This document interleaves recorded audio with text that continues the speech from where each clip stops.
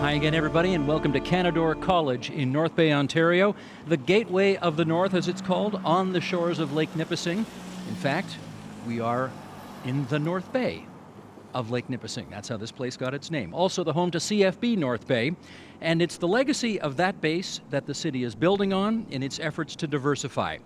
North Bay is building on what it knows, advanced manufacturing hubs and aviation, and that is why we are where we are tonight at the Aviation campus of Canadore College. TVO's been here all weekend experiencing all that the college and the city of North Bay have to offer, and we'll keep things rolling tonight. We want to let you know that our online producer, Elamin Abdul-Mahmoud, is hosting a live chat right now on our website. That's theagenda.tvo.org. You can send us your thoughts on the issues we're going to be discussing tonight via Twitter. Use the hashtag TVOOnTheRoad. And now, joining us to help us set the scene for our discussion this evening, David Tabachnikov. He is political science professor at Nipissing University here in North Bay and the author of The Great Reversal. Tracy Marshfiore, who's in charge of iCamp at Canadore College. George Burton, who is the president of Canadore College. And David Robinson, professor of economics at Laurentian University in Sudbury and director for the Institute Northern Ontario Research and Development. And how about a nice North Bay welcome for our guests here this evening? That's great.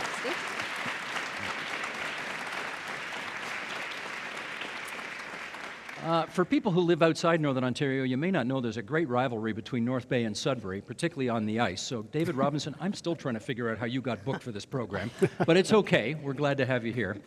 I want to share some numbers that I suspect everybody in this airline hangar knows, but people outside may not, and then let's talk. The population of North Bay, going back to 2006, was just under 54,000. And if you look at the StatsCan numbers for the last year, they're available in 2011, hasn't moved much at all. In fact, down just a tad. The median household income as of 2010 in North Bay, $56,000 and change. That is significantly lower than the rest of the province and somewhat lower than the national average. If you look at the median age of people who live here in North Bay, again, 2011 numbers, 42 years and change, a little older than the rest of Ontario, a little older than the rest of Canada. What do people who live here do? Let's find out. Retail trade is a little north of 11% of the population here. Healthcare and social services, a little more than 10.5%. Manufacturing, down a lot from back in the day, less than 10.5% now. Professional, scientific, and technical careers, 7.7%. And educational services, like the place we're at today, 7.5%. And finally, how about the unemployment rate?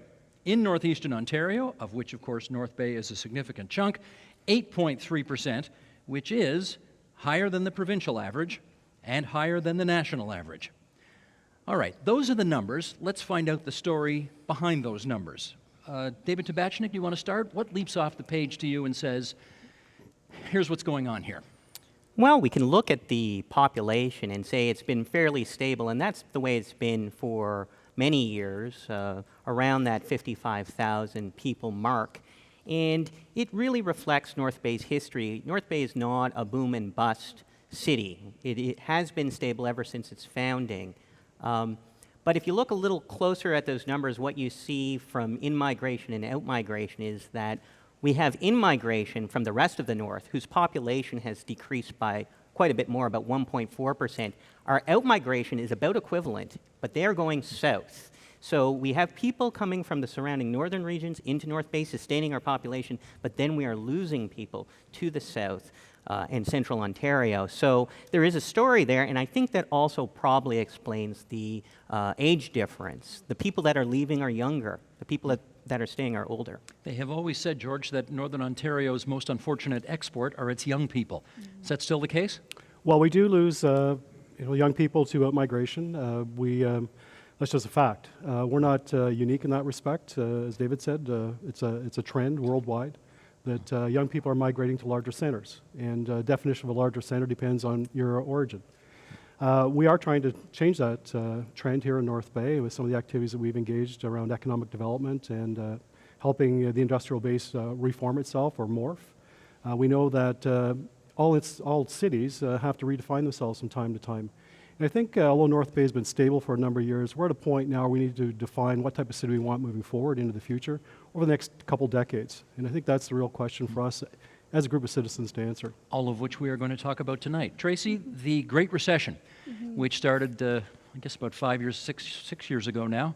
How has North Bay and surrounding area done throughout the course of the Great Recession?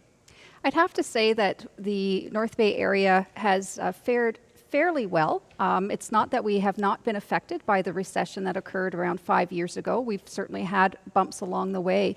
But when you look at the foundation that exists here in North Bay and area, I believe that what we have is something that can only be built upon.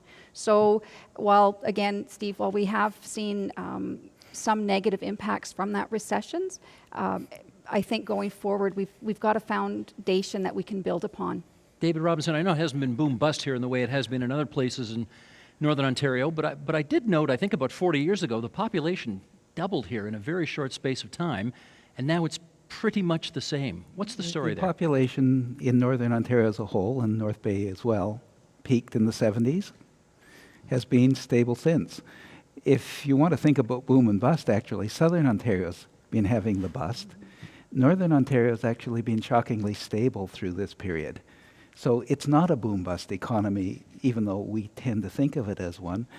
And I'd like to add something else about this loss of young people. I don't know if we're losing young people so much as launching them.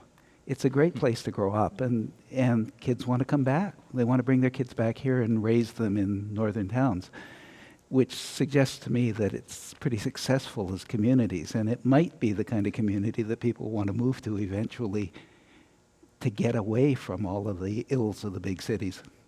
I hear that all the time, actually, when I'm up in Northern Ontario. They don't have the craziness of big cities in the south, Toronto in particular. It doesn't take you 45 minutes or an hour and a half to get places around here. So in that respect, I hear you.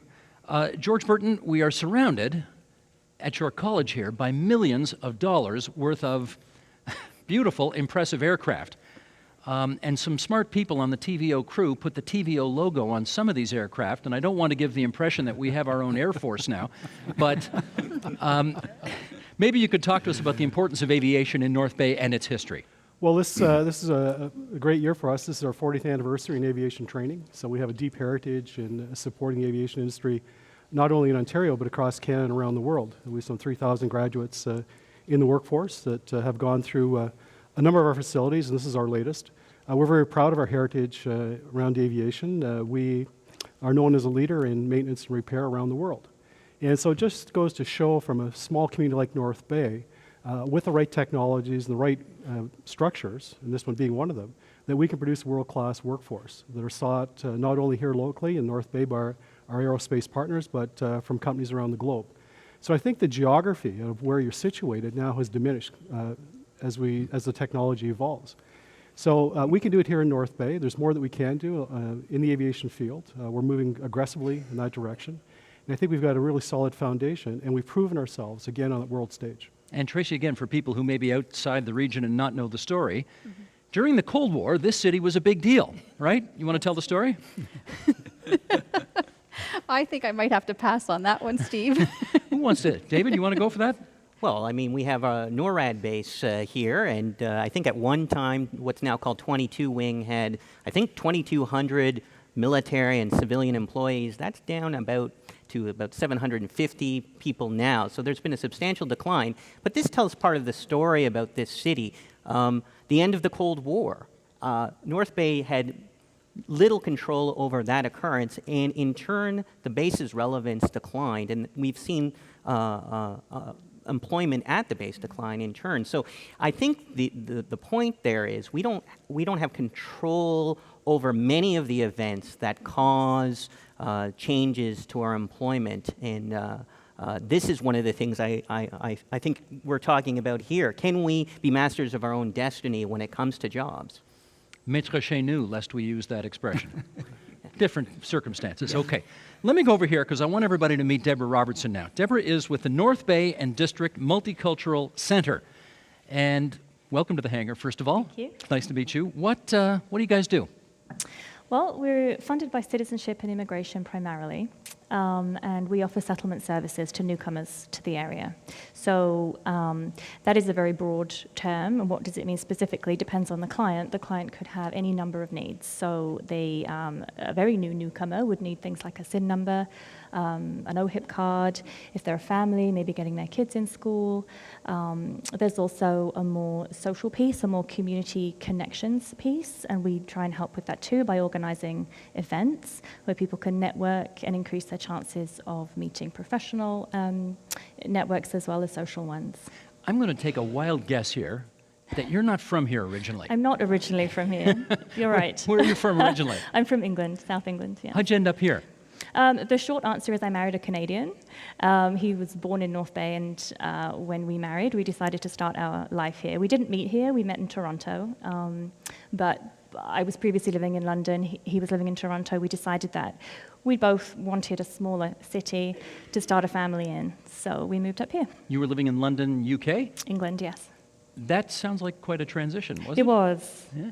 It really was. And? Yes, and a very successful one. Okay. Yes, I found North Bay to be a very welcoming community.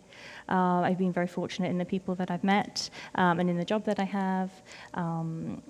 I find that people are very open and interested in my story, and yeah, I've been very happy that we made the move.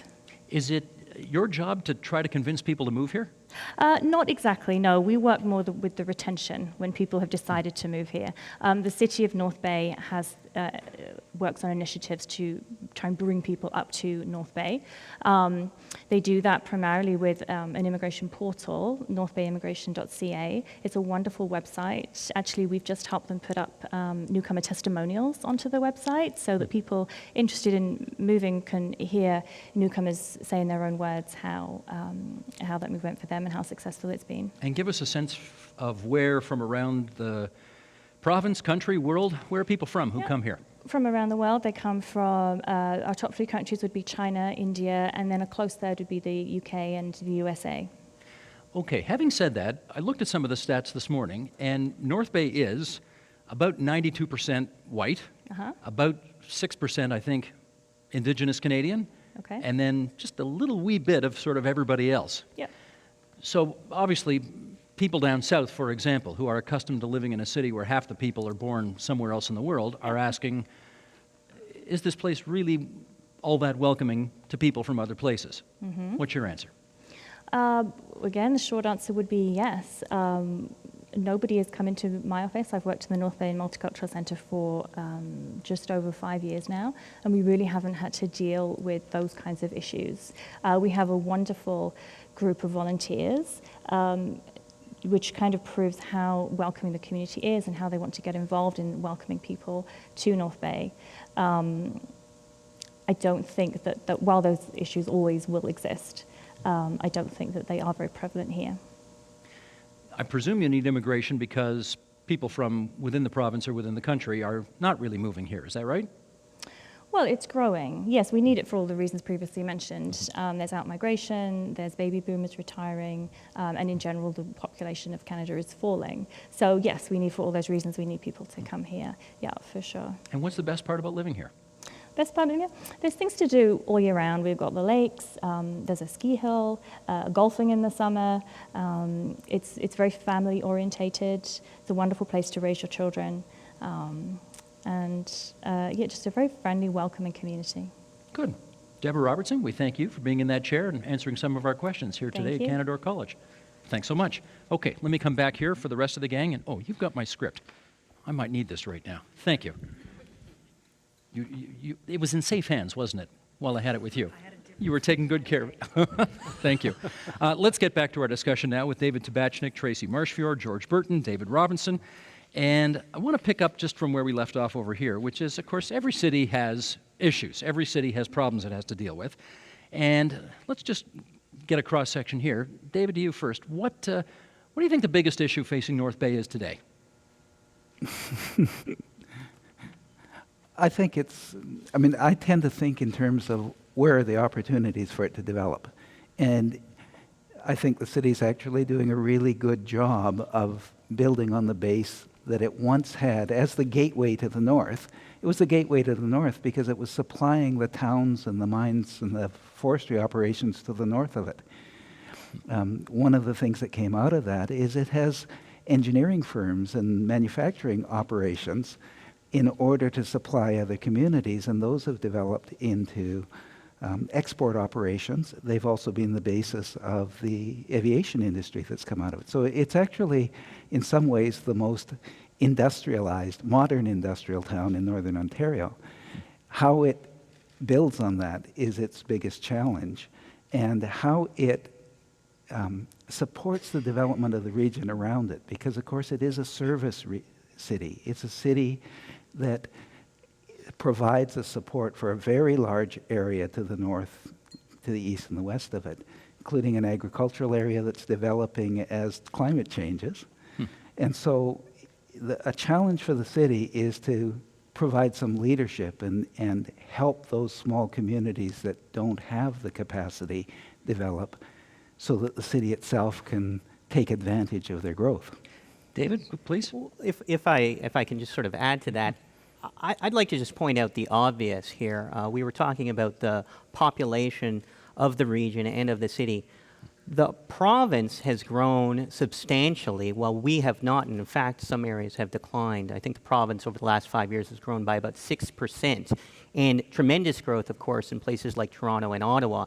That's where economic growth is happening in Southern Ontario and Central Ontario. So even though I agree, of course, our history is as the gateway to the north or the near north, the future of the province seems to be in the south. Our culture, our history, our character is northern, undoubtedly, but in this in-between place as a gateway, I think we suffer almost from an existential crisis. We don't quite know who we are or what direction we should orient ourselves, and that's a real major challenge, I think. heard a lot of rumble from the audience there, which may not be agreeing with what you've got to say. George, pick up if you would. Well, David, I think that a lot of attention is focused on the growth in Toronto and Ottawa. Absolutely. That's two of the largest population centers in the province.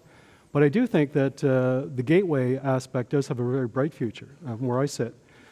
Frankly, I think that we just have to decide what we want to be as a city and as a region to support it, and how we leverage what we already have. We've got a great history, we've got a great foundation here, engineering, absolutely, the service sector, absolutely. So it's what do we do next is the question, I think. And whatever we decide to do, we'll be successful at it, because our history tells us that we are. And going back to an earlier comment about the best part of this region is, frankly, it's the people. We have the most industrious people I've ever come across anywhere in the province. And I think there's enough talent in this city and within the region to be whatever we want to be. So I'm very optimistic about remaining a gateway. In fact, it might be not only a gateway to the north, it's actually the gateway to the south. And I see this working both ways, frankly. When I look at the resource sector and some of the resources that we have in this province, I see the flow going actually the other way, as we being that jump-off point for people coming from the south to the north. Because I don't see the manufacturing sector in the south ever being what it used to be. It will recover to some extent, but it's going to be very, very different. And geography is no longer a determinant of success on the global stage. I would like to agree with you and see this community grow, but I mean, that is going against global demographic trends. David, you've already mentioned this. People are moving from less populated places to more populated places. That's what's happening in Ontario. That's what's happening in Canada and around the world. Furthermore, they're moving closer to the American border, right? So they're moving south. So I would like to see what you're talking about occur, but it would be quite a challenge and quite surprising to see that happen. Things seem to be moving the other way. Tracy, what do you see as the biggest challenge? I think a challenge for us is ensuring that our local industries are supported and that they have the ability to move forward, whether it's through innovation, research and development. And so when you talk maybe, David, about some of the issues that you've brought up, and then also, but to George's point is, I think that's really a role that we all have to play in supporting the various industries that reside here in North Bay and surrounding regions. Make them competitive locally, regionally, provincially, nationally, and then of course globally, and ensuring that we can support them as best as we can. Picking up on that, George, when did you become president? What year? 2010. 2010. You met with local businesses when you took over the job? We did. What did you hear from them? What I heard from them is that they're aware of the need to grow, to change, to remain competitive. And what I found was a willingness to expand what they're currently doing.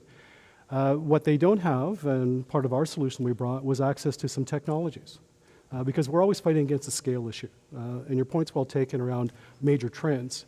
But it's infusing technology where they have a chance to play with it, to see whether they can create a business case. Because most of our firms are small and medium-sized companies. So how do you allow them to infuse technology while reducing the risk to them so that they can compete provincially, nationally, and globally? That's what we heard. Do they tell you, here's what I need you to teach at this place so that when you graduate your people, they're actually able to work in our workforce? That's an ongoing conversation we have through program advisory committees, through people in the street that I meet and all our staff meet with. Of course, what we're looking at is what's needed today, but what's going to be needed in 5 years' time. And so we're looking at this through two lenses. And we have to keep those two lenses in play because we do not know what 20% of the jobs are going to look like 5 years from now. And that's part of our challenge. Tracy, how do you educate students for jobs down the road when we have no idea what most of those jobs are going to look like?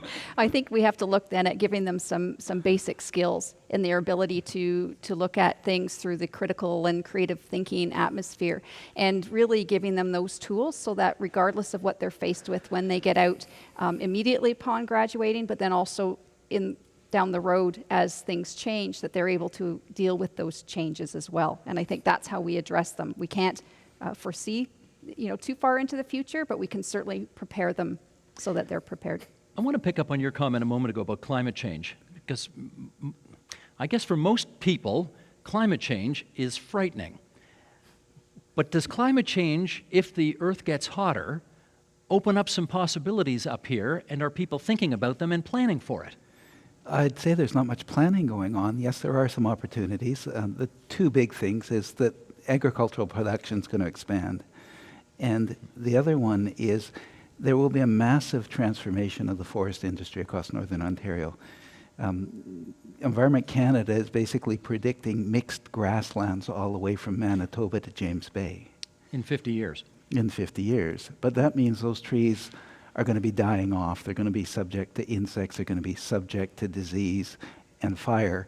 That doesn't sound good, David. That doesn't sound good, but if you think about, if you were planning for it, what you'd be mounting is a massive salvage operation. You'd be converting it into, I think, cross-laminated timber that you'd export to China so that they wouldn't use concrete and steel for their buildings, and that would reduce the carbon emissions of China and the developing world while giving us a chance to replant and redevelop a whole new forestry industry for the next century. Well, whose job is it to make sure that happens? Well, the job is natural resources, is environment, what is it, the Ministry of Natural Resources, and they aren't doing it, I have to say. That means then this community in North Bay is probably going to have to lead. And it is worth noting that this has historically been the most entrepreneurial community in all of the North, partly because it's been a commercial service sector. The people here have a small business orientation. They have tended to lead and look to what the next step is in a way that people in single industry towns don't. Gotcha. Other David. Well, I'm just going to pick up on what David said there. I think the question of leadership is really important, and just considering our size again, when we look at Northern Ontario, we have 11 MPPs and 10 MPs, right? We are really struggling to get the attention of Parliament Hill and Queen's Park, right? They don't necessarily pay attention to these kinds of concerns. So you say there's a lack of leadership, and that's manifested in the politics. And we understand that because where are all the votes? They're not here. They're not north of us. They're again south of us. So we struggle. We struggle. And indeed, if you look at the political map, you've seen a shift to the NDP in the north, both provincially and federally. And I think in large part that's because a lot of people are fed up with the traditional parties that have ruled this province. Although I got to tell you, we are in a city right now where the mayor, the MPP, and the That's right. MP are all conservatives. Well, North Bay is a bit different, isn't it? And this is what I'm speaking to. We're a bit different, right? We're again in the middle, right? So we're not like those other northern communities. They have those kinds of concerns. They have what might be called northern alienation, right? They feel as though people don't understand them, that they're not paid attention to. North Bay tends to be more of a bellwether riding. We kind of go with who's governing, and we do fairly well in that respect. Can I add something? sure. Suddenly I've forgotten what it is. When you think about Northern Ontario in Ontario, what you have to remember is the strip from Windsor to Quebec City has something like 58% of Canadians in it. That is Canada. It is one of the most powerful economies in the world. It's about to absorb perhaps another 10 million people over the next 15 to 20 years. You definitely want to reevaluate what you just said. From Windsor to Quebec City, that is Canada? I want to say that. Yeah, that You wanna say that? Historically it was. That's where the people are. That's where most of the wealth in the country is produced. You've been to Alberta lately? Alberta's tiny by comparison. Okay. Look at the numbers, Steve. Yeah, they're producing lots of oil, and they've as a result, done an enormous damage to the industrial capacity of the heartland of Canada by pushing up the exchange rate. But in terms of long-term productive capacity, they're really small compared to that strip I've just talked about. Okay. But the point, that's the strip that immigrants want to come to. That's going to be one of the most attractive places in the world as many other parts of the world get much less habitable. And the result is that the political layer, the political system in Ontario is going to have to deal with enormous changes and pressures down there. They don't have any time for Northern Ontario. Northern Ontario is a shrinking component in Ontario.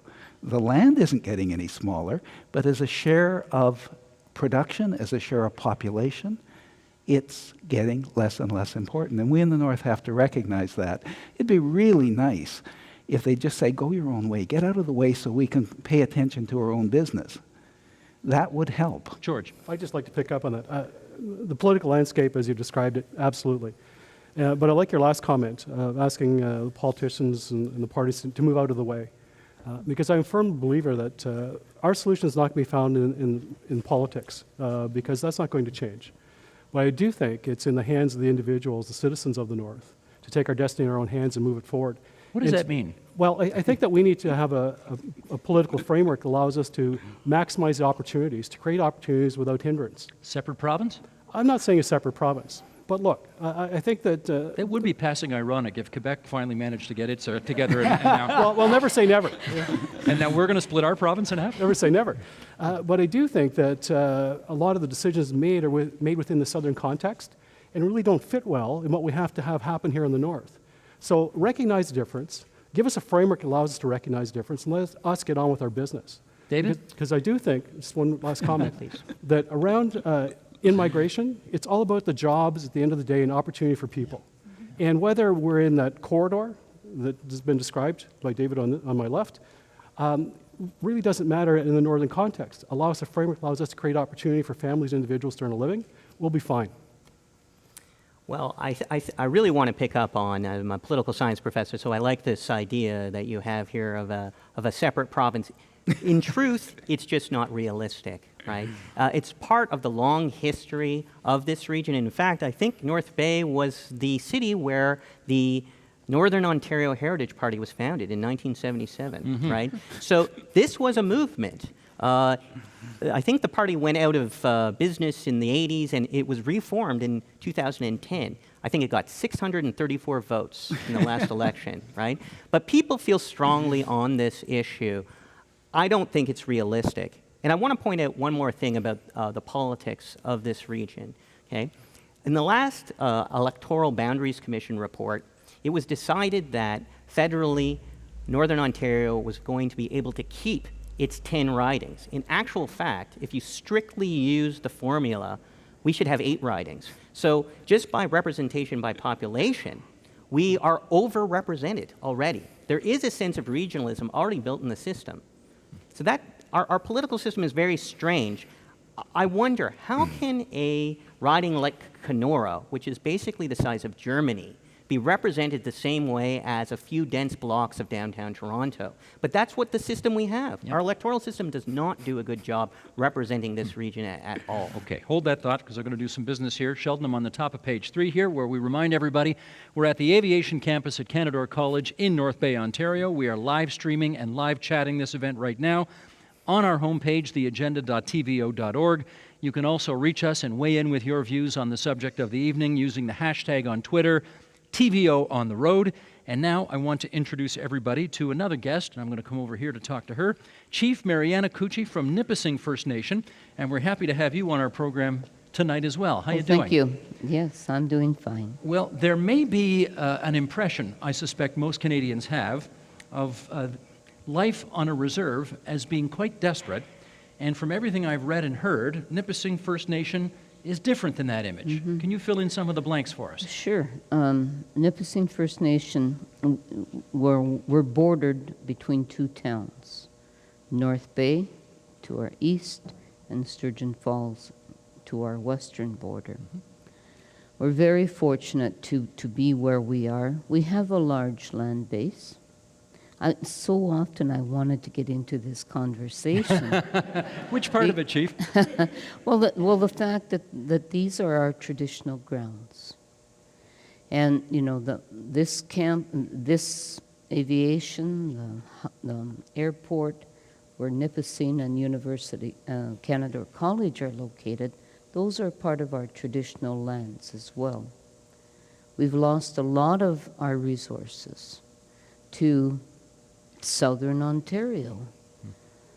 We were subject to, well, from the signing of our treaty in 1850, our land base was eroded through all these different surrenders of land to colonize this area. We were here. Are you in negotiations with the federal government over this now? No, luckily, we were able to settle a land claim agreement just this past year. To your satisfaction? Yes, to our satisfaction. Our boundary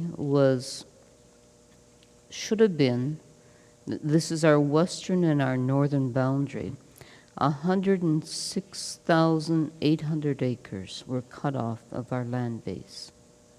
And that would go into the neighboring town. Were you adequately compensated for losing that land? Some say yes. Some say no. But you do have control over land management now, is that Yes, right? we do. And what does that mean to your First Nation? Okay. Well, we took over our land management since 1989. That gives us more control over our land base.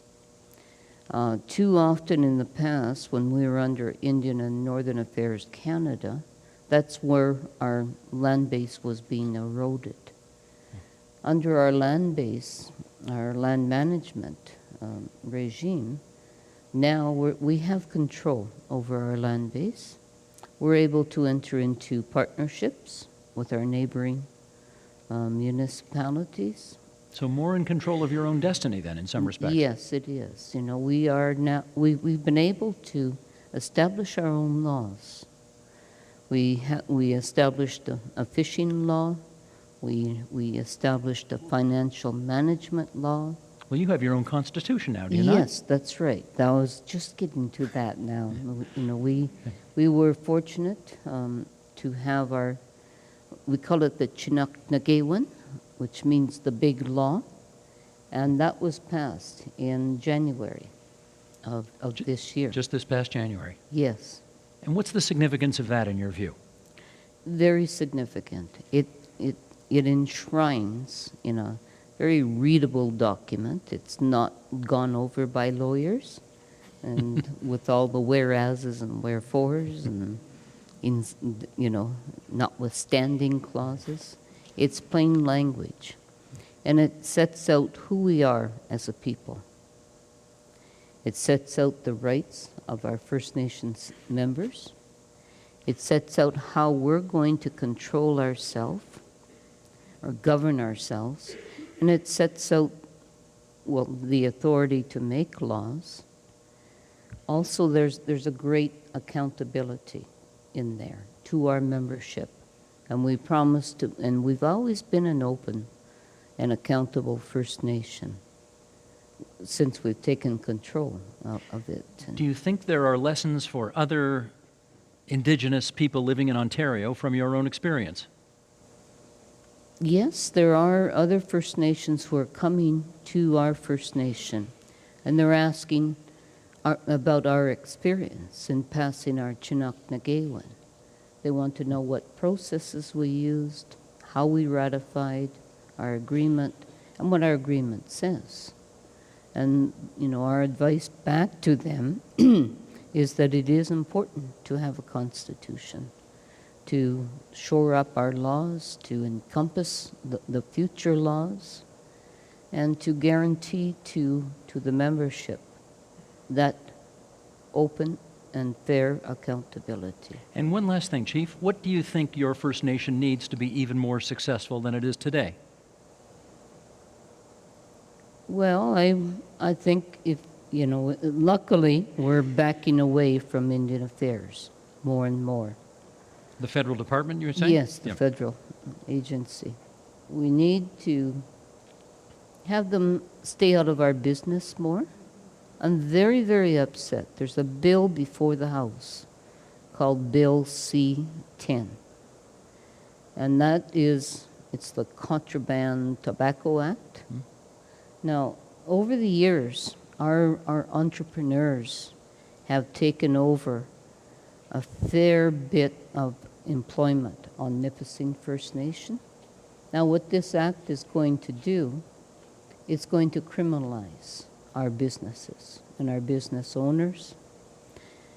It is going to say that we have no right to trade tobacco products, and they will prosecute us.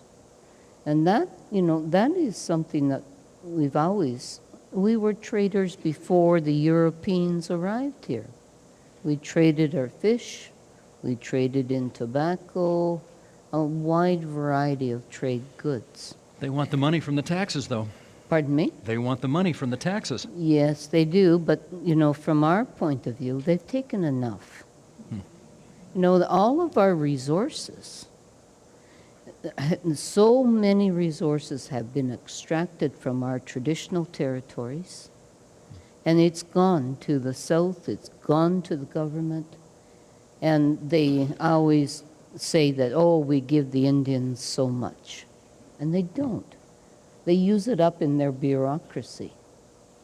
We hardly get what Indian Affairs says our budget is. One only has to travel to Ottawa to see those towers where all the bureaucrats are housed. And then you go to the regional offices, a bunch more of bureaucrats are there. Then it comes to the district. Again, more money is taken off in administration. Finally, money arrives.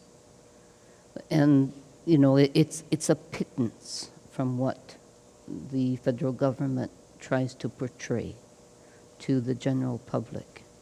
Chief Cucci, I'm really grateful that you were able to make the trip to Canadore College today and participate in our broadcast. Well, Thank you very I much. live just down the hill from here. Just down the hill. On traditional land, on our treaty land. I didn't say it was a long trip. I'm just saying we were glad you were able to make the trip. Well, thank you thank very you. much. You're Thank you. It's welcome. good of you to join us today. Okay, as I come back over to our four original guests, we should also just say, apropos of our discussion earlier, of much from the north going down to the south, we should point out there's a great deal of attention being paid in this community right now to an organization that has come from the south to the north, and that would be your battalion. The North Bay Battalion, which used to be the Brampton Battalion, Ontario Hockey League team, is doing very well and is, one win away from moving on to the next round in the playoffs? Yep, that's right. So, I don't know. How about a cheer for the battalion? Is that happening tonight? There we go. Okay. Okay, and we should also point out that we've got a digital editor named Matt Campia, who works for us down at TVO in Toronto, who hung out with the battalion for a week and shot lots of beautiful pictures, and his report, his piece, is on our website, theagenda.tvo.org, so go to the website and you can check out Matt's week with the North Bay Battalion. Brampton's loss, North Bay's gain. Let's come back to our original discussion, which is, I think we've laid out what some of the challenges are. Now we've got to find out what some of the solutions are. So, Tracy, do you want to start us off here? What's iCamp? iCamp is our innovation for advanced manufacturing and production that's housed at Canadore College's Commerce Court campus. It was established in the fall of 2013, so we've been open for just about 6 months.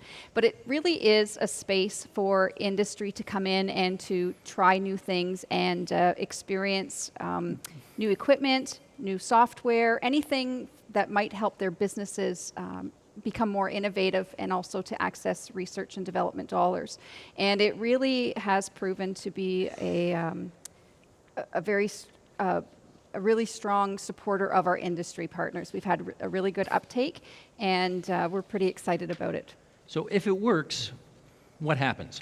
What happens is that we support our local industries by becoming stronger in the business that they do. It allows them to not only keep their jobs here, but increase jobs available. So as our youth are looking for that next stage, once they graduate or that, they might have a choice to remain here as opposed to seeking employment in some other part of the province. And so that's one of the roles that we feel we can play as a community college to our industry that is both here in North Bay but the surrounding region as well. I don't want to take anything away from you, but I was in Sault Ste. Marie not too long ago. They've got something similar going on there. Sudbury's got something going similar. They do. Everybody's doing this now, right? Everybody's doing it everywhere, Steve. The real news is they're doing it well and they're not dragging behind.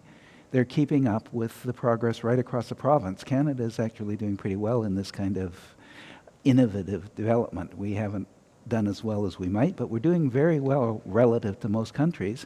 And North Bay, Sudbury, Sault Ste. Marie are actually doing their share. They're not dragging the country down. They're helping hold it up. Do you think, though, that you can be, given that everybody's into this space now, can you be more successful than everybody else or as successful? Absolutely, Steve. We actually, one of the things that is very different about our Innovation Center here is that it's not driven by academics, which is traditionally what happens when you get into the other institutions. It's academics that has chosen to get into robotics or has chosen to get into something, and oh, by the way, industry, come along and join us. What makes our Innovation Center different is that it is industry's voice that is showing what we have. We went to them, we asked them, what do you need?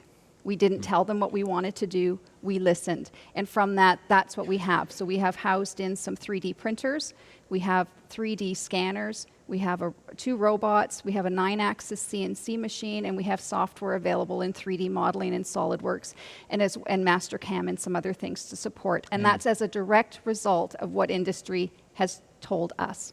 And you're open to all comers, anybody who needs? Everybody can come and use our center. And if there's funding that's available for them that we can help them access, we are more than willing to do that. Okay, George, give us a solution. Well, look, I think first off, put the solution in our hands, set a framework that allows us to exploit what we have. We have lots of innovation in the north that happens through lots of great ideas. We need is a framework that allows us to access capital to make those investments because we're undercapitalized with a small population. We don't have a large tax base to draw upon. So I think if we could take a look at, I'm going to say a different way of looking at tax credits, for instance. Why don't we reward companies that do partner in a meaningful way with other companies in the region through a tax credit system, through education institutions, a tax credit system then to use their facilities, so that we have this unified approach across the north where we can help address this lack of capital investment that we face all the time. Because we're not going to be able to solve that problem within the current framework just because of the population and draw that we have. So that's one small thing that I think we could look at that would be relatively painless, frankly, to the coffers of both the province and the country. Would be a good start. David Tabachnik, a solution. Well, I'm thinking back about your question on the Great Recession and why did North Bay not suffer so badly. And the truth is, One of the reasons we didn't suffer is that there was government stimulus, public money in our public sector, which is our major employer here in town. Even the private sector relies upon public investment through organizations like FedNor and the Northern Ontario Heritage Fund. This is infrastructure money being pumped into our city. The concern that I have is that while we didn't suffer during the Great Recession, we might suffer from an aftershock. When the province wants to balance its books, who is going to suffer? It's going to be people in the public sector, and we saw a small taste of that in the attempt to divest the ONTC. This was a major problem for our city. Northland Transportation. Right, which employs about 600 people. And while most of those plans have been pulled back, I think we should all be very concerned about what's going to happen in the next 10 years. We saw something similar happen in the 1990s, and I kind of see that happening again. So the efforts that we've talked about here are incredibly important. We need to find manufacturing, industry, technology that we're in charge of, right, that is homegrown. Even attracting multinational corporations into the city, which would be great, definitely helpful for our aerospace industry. We have to understand that when it comes to the bottom line, those industries, those multinational corporations are not going to say, oh, we have to keep jobs in North Bay, right? So we have to figure out how we can do it here for ourselves, right? Be masters of our own destiny, as I've said. You work at a post-secondary institution which is publicly funded. David Robinson, you work at a post-secondary institution that is publicly funded. Is there a concern? Actually, all four of you do, right? All four of you. So is there a concern that as Ontario tries to grapple with, I think, an $11.3 billion deficit, that it's going to come down on your backs? I think there's always a concern.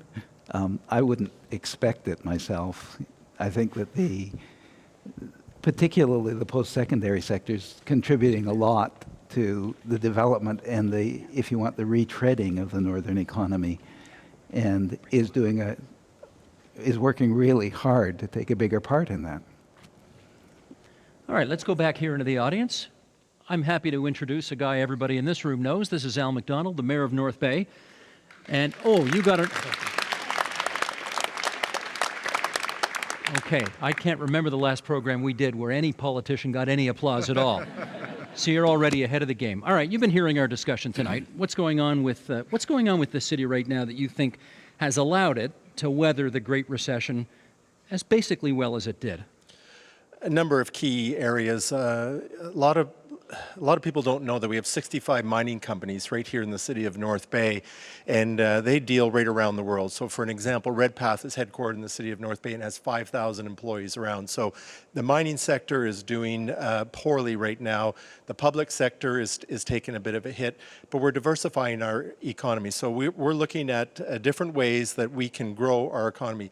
We're a sophisticated city. So we're not just rocks and trees. Although mining and forestry is important to us, you're seeing us get into advanced manufacturing, you're starting to see us get into aviation.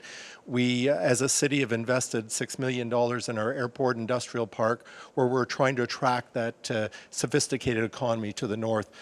Part of our challenge is keeping our skilled trades. So Canadore College and Nipissing University will play a very key, important role in developing our economy into the future, because companies need to find the skilled labor, and companies are going to go where skilled labor are. So we see great partnerships with Canadore College and Nipissing University. Let me mention 3 words that everybody says to me could be the salvation of the North. Ring of Fire. What do you think? The Ring of Fire plays a tremendous role for Northern Ontario. We, as I said earlier, have 65 mining companies in the city of North Bay. We have the most engineers per capita in the country right here in the city of North Bay because of the mining sector. If we can get the Ring of Fire going, that gives that one component in our economy a very big step forward. Okay. Mr. Mayor, thank you for joining us. Have a seat if you would. I want to talk to one of your predecessors, Victor Fedeli. Would you join me here in my office? Okay. We talked about the fact that the United States Air Force once upon a time was a big deal here, but then they kind of shut down and walked away. The Cold War is over, I'm sorry to tell you. So what's going to happen with that space now? What ideas are around for that? Well, most people in the country wouldn't be aware that during the Cold War in the 1950s, a secret installation was built here in North Bay. A 140,000 square foot, 3-story building was built almost 700 feet under the Canadian Shield. And in the 2000s, the military abandoned it and moved above ground. And so that center is vacant, and it is the world's most secure data center. Unfortunately, nobody works there today. And so we see a great future and a great opportunity in converting that to the most secure data center in the world, where data processing, data storage, data manipulating, it could be where the cloud is located here in the city of North Bay. Your name, I'm sure, went across the bottom of the screen so everybody knows who you are, but I didn't say it. So this is former Mayor, current Nipissing MPP Victor Fedeli. I was just waiting to see whether or not you got as much applause as the mayor did, but took a little longer. I'm interested in the comments that the guests made earlier about whether Northern Ontario feels so disconnected from Queen's Park and Parliament Hill that maybe they do better being their own province. What do you say? Well, I don't know about being their own province, but I do feel the disconnect. I've traveled 30 communities since Christmas, and I have to tell you that there's very little understanding within the Pink Palace that we call Queen's Park about anything. How we feel is that there's no understanding of anything that happens north of Vaughan, and that's a common complaint. And so the 11 members from Northern Ontario, I know that when we speak about any topic in Queen's Park, we try to relate it to a story about Northern Ontario. It's a ploy of all of ours to try to indoctrinate the people who work in Queen's Park with some understanding of the North. In some respects, you're indicative of another one of the phenomenon we were talking earlier, which is you're from here, you went away, and you came back. Would you tell a bit of that story? Why'd you come back? Well, there was great opportunity. I moved back home in 1978 to open my own small business. It was a marketing firm that ended up to be not so small a business. It's just a really great place to have a family, to meet people, to know that you're in a safe environment. Mom and Dad were here. My wife I met here. She was also born and raised here. And I'm so rude. I've got my back to her right now. I know. I'm so sorry about that, but I'm trying to do a little TV here. Sorry. Okay. It really is a spectacular opportunity, especially as your guest talked about, for young entrepreneurs to come home. What a great place to open your own business, and just a really wonderful opportunity where anything can happen, and it does for many of us. Okay, but now that you are in your new job, up and down the 400 and Highway 11 as often as you are, does it feel too far away from the action being in North Bay?